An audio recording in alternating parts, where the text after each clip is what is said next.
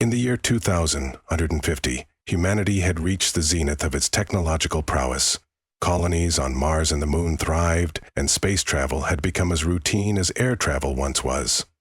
The United Earth Government, UEG, oversaw a period of unprecedented peace and prosperity, with humanity's gaze fixed firmly on the stars. The discovery of the Zephyrians, an alien species from the distant Zephyr star system, initially brought hope and excitement. First contact was made through a series of encoded messages intercepted by the UEG's deep space communication arrays. The Zephyrians, with their advanced technology and seemingly peaceful intentions, offered humanity a chance to join a galactic community. However, the optimism was short-lived.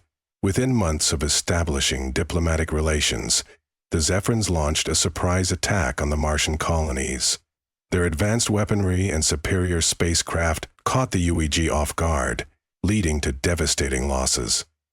It became clear that the Zephyrians had come not as friends, but as conquerors.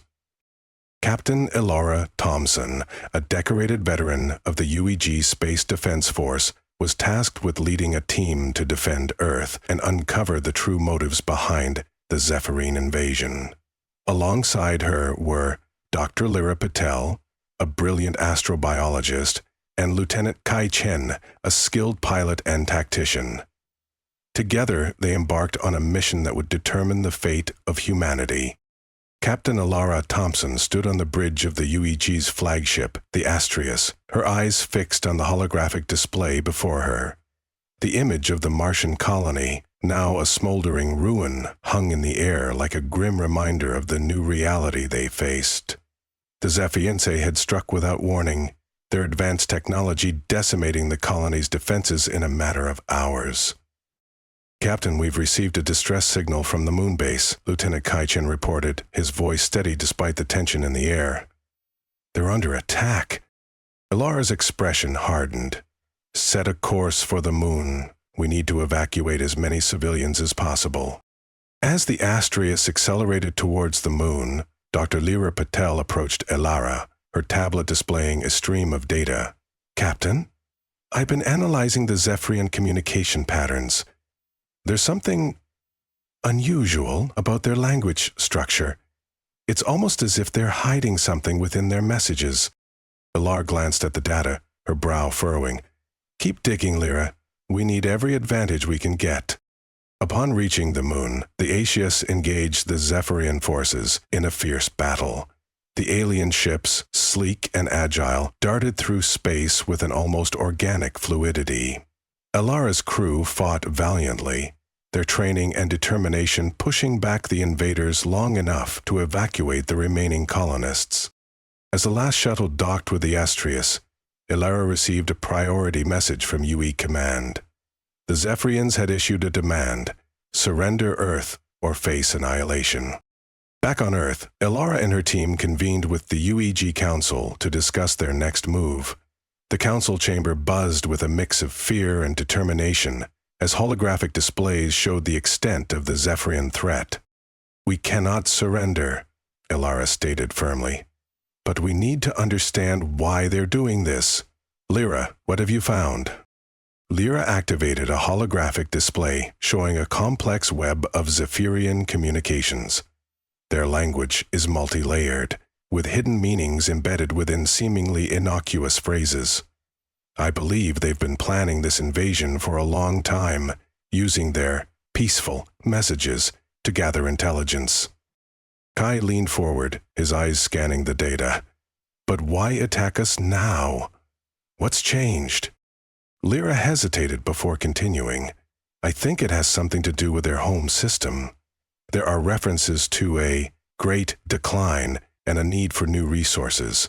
They might be facing an environmental crisis." Elara nodded, her mind racing. "If that's true, then perhaps there's room for negotiation.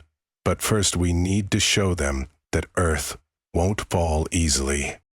The UED rallied its forces, calling upon every available ship and soldier to defend Earth.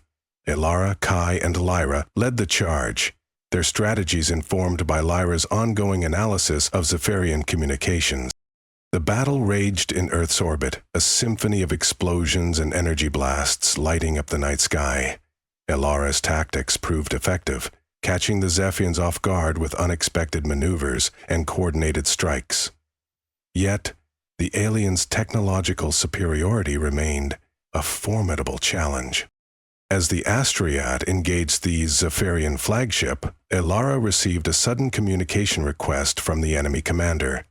She accepted, her image appearing alongside the aliens on the bridge's main display. The Zephyrian commander, his features obscured by a shimmering field, spoke in a synthesized voice. "Captain Thompson, your resistance is futile. Surrender now, and we will spare your people." Elara's response was unyielding.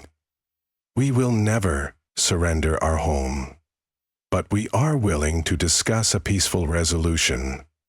Tell us what you truly need, and perhaps we can find a way to coexist." The commander paused, his expression unreadable.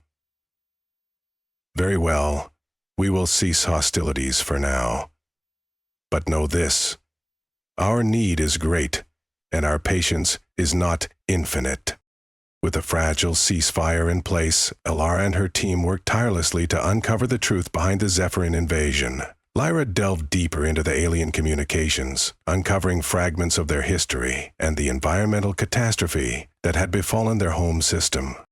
Meanwhile, Kai led a covert mission to salvage a damaged Zephyrian ship, hoping to gain insights into their technology. The operation was a success, and UEG engineers began reverse engineering the alien tech, searching for any weakness that could be exploited. As the days turned into weeks, Elara found herself grappling with the moral complexities of their situation. The Zephyrians were not mere conquerors, but a desperate people facing extinction.